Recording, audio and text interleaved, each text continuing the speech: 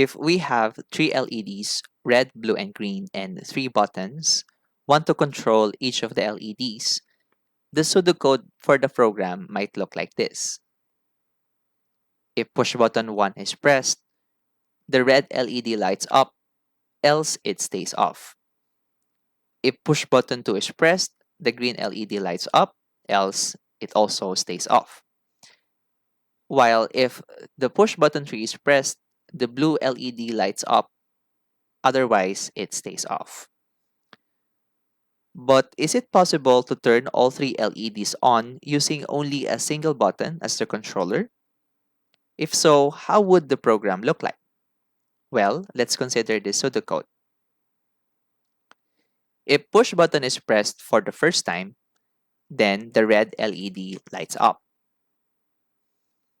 If push button is pressed for the second time, then the red LED turns off and the green LED lights up. If pressed for the third time, the green LED turns off and the blue LED lights up. But if pressed for the fourth time, the blue LED turns off and the cycle is repeated. Here would be the actual codes.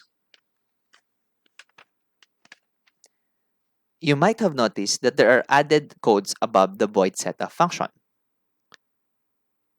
Those codes are called variables. You can think of variables like pronouns in the English grammar. When writing an essay, we replace nouns with pronouns to avoid repeating it over and over again.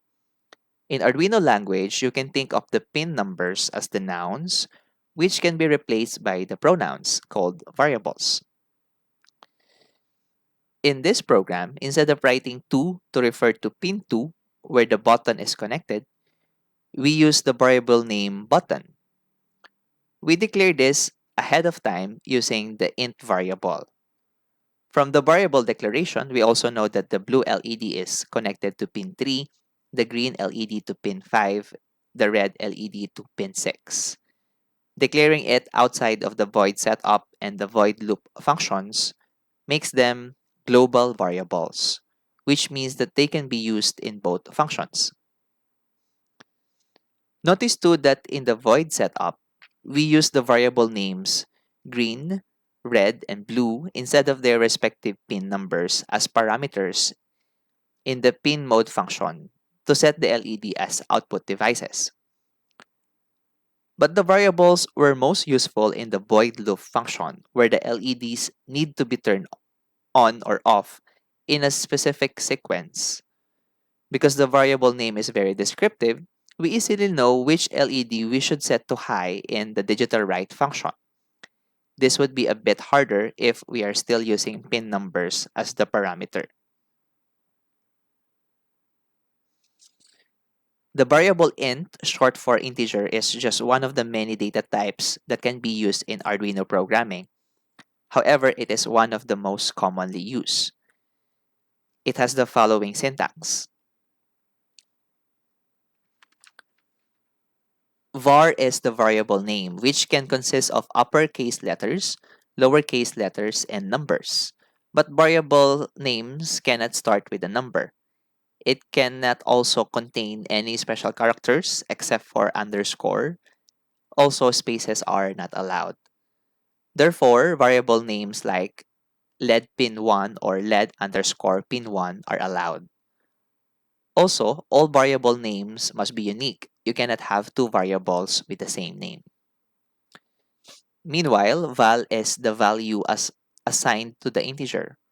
For the int variable, you can assign a value or val of any integer value, which means positive, 0, and negative ones.